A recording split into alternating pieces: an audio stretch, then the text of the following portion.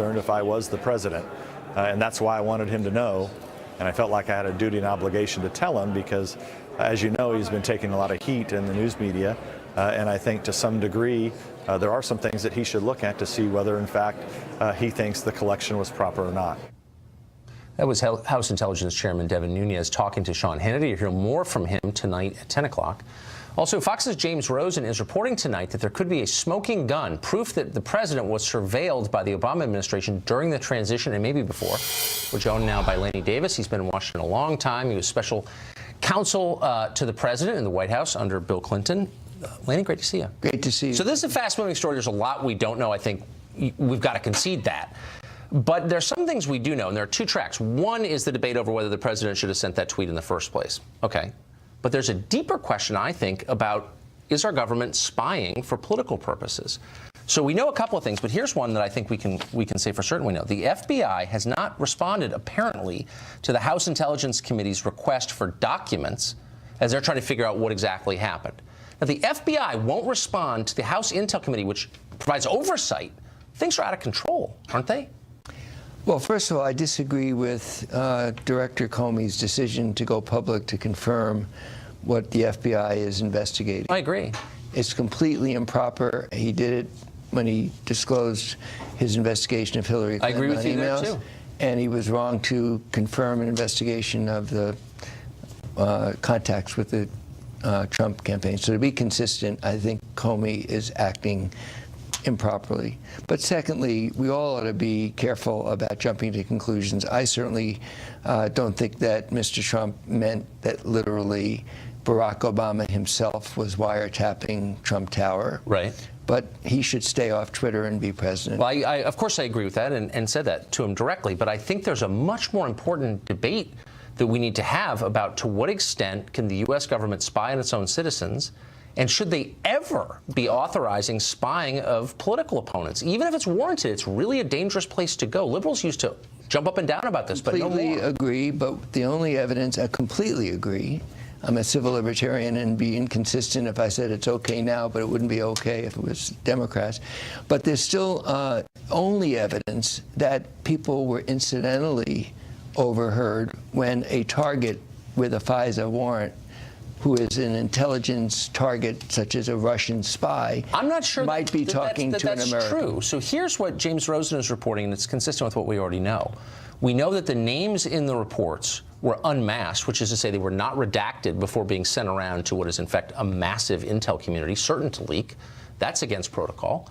And we know that this investigation did not pertain to the Russians. It was something else, and it was authorized by the Obama administration. So just knowing those facts, I'm thinking they've crossed the line. You can't do that to a political opponent. That's crazy time. Well, you don't know facts yet, Tucker. Well, we do know because we know the chairman said the names were not redacted. They were unmasked in the terms that they used. Well, the chairman shouldn't be speaking at all. That may be true. But now that we know that, it's not a small thing. We only know that he said it. We haven't seen it. And I would like to suggest that the chairman, whether Democratic or Republican, of an intelligence committee, has to be bipartisan or nonpartisan.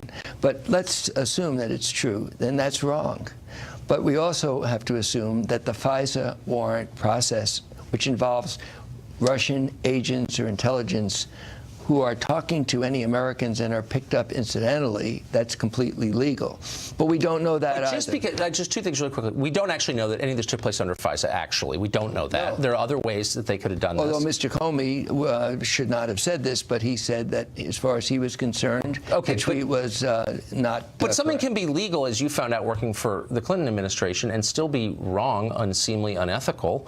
This is a law. I mean, here's the last point I'm going to make. Shouldn't liberals defend the principle that the U.S. government should not be spying on its own citizens without really good reason, and you should never do it to your political opponents if you have any choice at all? Absolutely. We have to be consistent, but you're using the expression we've evidence that there's been spying on citizens when the only spying that we know about is incidentally picking up an American talking to a Russian agent. Still spying. It's absolutely appropriate. If you're looking at a Russian agent talking to an American, it gets picked up, and then there should definitely be a redaction. Pick up everything, as you know. Lanny, thanks for joining us. Great to be back Great to see with you. Thank you. are not afraid, and our resolve will never waver in the face of terrorism. What I can confirm is that the man was British-born, and that some years ago he was once investigated by MI5 in relation to concerns about violent extremism. That was British Prime Minister Theresa May speaking in Parliament just a few hundred feet from where terrorist Khalid Massoud murdered a police officer and several bystanders in a violent rampage yesterday. The Trump administration has already sent its condolences to Great Britain, but does the administration see any policy implications from that attack? Katie McFarland is the Deputy National Security Advisor to the President. She joins us from the White House. Thanks a lot for coming on tonight. What are the specific policy implications for the United States of this attack, do you think? Well, I think it's pretty obvious that the attacks are growing, that the threat is not gone, that you can't look away from what's happening. In fact, yesterday, while I was conducting an ministerial, there were 68 nations of the anti-ISIS coalition. We were at the State Department, and I was moderating the discussion of the 68 foreign ministers and going around the room asking, what are you seeing in North Africa? How has the threat evolved in Asia?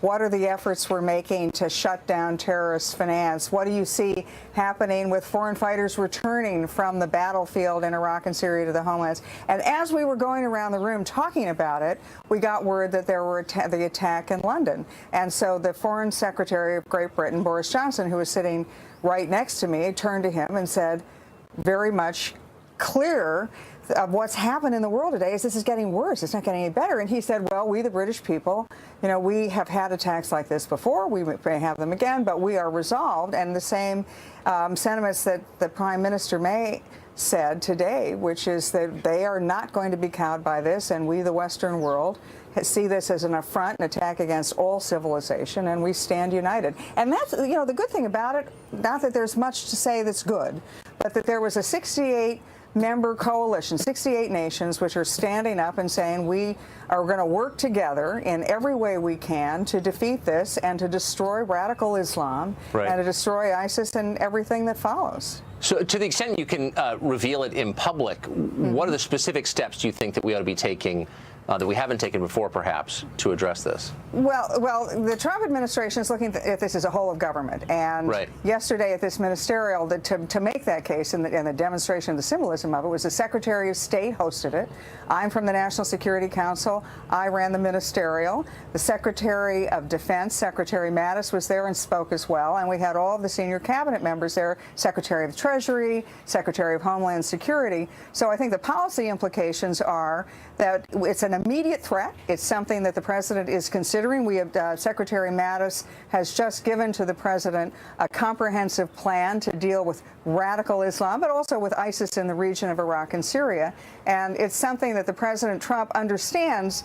It's not just going to be some sanctions. It's not just going to be a little effort in one part of the world, but it's going to be a broad and comprehensive effort, not just with the United States, but with our allies. And radical Islam threatens us not only in the U.S. homeland, but throughout the world. So I have to ask you about Susan Rice, who occupied a job not so different from yours, and she wrote a piece recently in the Washington Post scolding the Trump administration for its misuse of language, for, in effect, its lying to the public. What was your response to that? Well, in effect, you mean lying to the American public about the threat of radical Islam? Right. I mean, for using language that was untrue, making claims that can't be supported. She basically scolded the Trump administration.